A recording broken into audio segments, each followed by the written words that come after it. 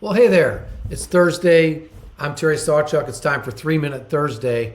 And I want to just talk about the Fed meeting yesterday. If you haven't heard, Fed Chair Powell came out and announced a 0.5% rate cut or a decrease in the federal funds rate, which took it, essentially down to about 4%. And, the markets were mostly anticipating this. I would say some people thought that it was only going to be 0.25%. Instead, they kind of started off on the high side at 0.5%. And so the market kind of, didn't react all that well to it during business hours yesterday, but overnight into this morning, we got the rally that we thought might come with this announcement. And I think it has some pretty significant implications. First, I would say that it appears that this is going to move us to more of a risk-on backdrop where risk assets like stocks in particular are probably going to continue to rise. One of the things I've been saying consistently based on the research that we consume is that it looks like the economy is still in pretty good shape. And so any economic surprises that might occur over the next few months are likely to be to the upside, not to the downside. And so I think that's very supportive of asset prices largely going higher from here. There are some outside things that could happen. Any moment, the war in Ukraine could escalate, the war in the Middle East could escalate. There's some hot spots like that you can't really count on. They just happen when they happen. And so that's certainly an opportunity. I think there's always the October surprise, right? Getting ready to head into the election and whatever comes with that. But if we're going to work strictly off of economic data, there's no recession in sight. With interest rates starting to come down, I think that opens the door for risk assets to go higher. And one of the things that doesn't get talked about a lot, but when the stock market goes up, it creates excess money or excess liquidity. And in the volatility control world or in the options trading world, it actually forces more buying.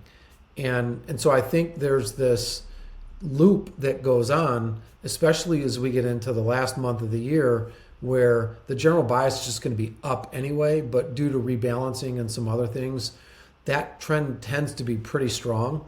So barring, again, any significant changes, I think this is just, we're going to keep riding the market a bit higher. We've got our positions hedged, so it really doesn't make a difference to us. We probably will increase equity exposure. We've already started to do it in some places, and we'll probably continue to do that over the next few days.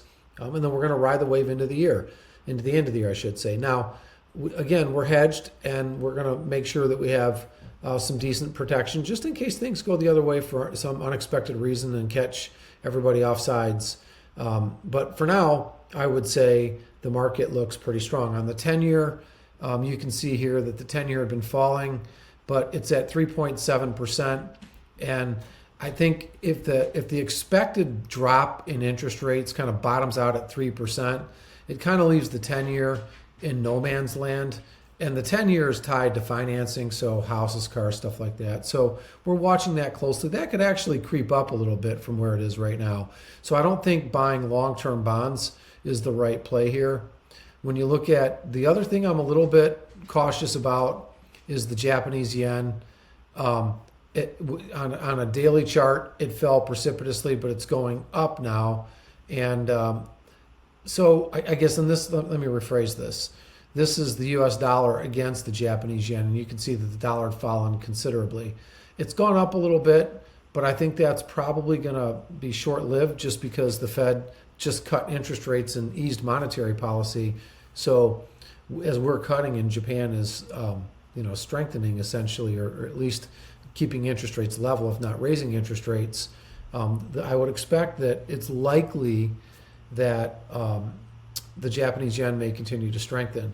I don't think the dollar is going to weaken all that much against other currencies because I think the U.S. is leading this rate cut cycle, and they're kind of forcing all the other central banks to cut rates too. So I don't know that the dollar is going to deteriorate a whole lot from where we see it here, but short-term rates are definitely going to come down. And if you look at the S&P 500, if I just slide down here for a second, get to, I went too far here. There we go. So if you look at the S&P, I mean, it's clearly, we had a gap up here, and I think a big candle today. So it's obviously at all-time highs. We're probably going to race to at least 6,000, I would expect, if not potentially higher. So we'll see how that plays out. The NASDAQ, obviously, we got all the way up to 20,800, but you can see that we had a change of character here where this candle is now higher than the previous high. So this is no longer a lower low. This is just kind of a redirect, and I would expect that we're going to press up against this 20,800 in the not too distant future. That's what the chart looks like. Doesn't mean it's going to happen, but the chart suggests that it's a possibility. So a lot to cover today, but it looks overall like markets are bullish. The Fed is going to make sure that the economy is in decent shape heading into the election, and we'll just see how it all plays out. So I appreciate the time today. We'll look forward to talking to you next week right here on 3 Minute Thursday.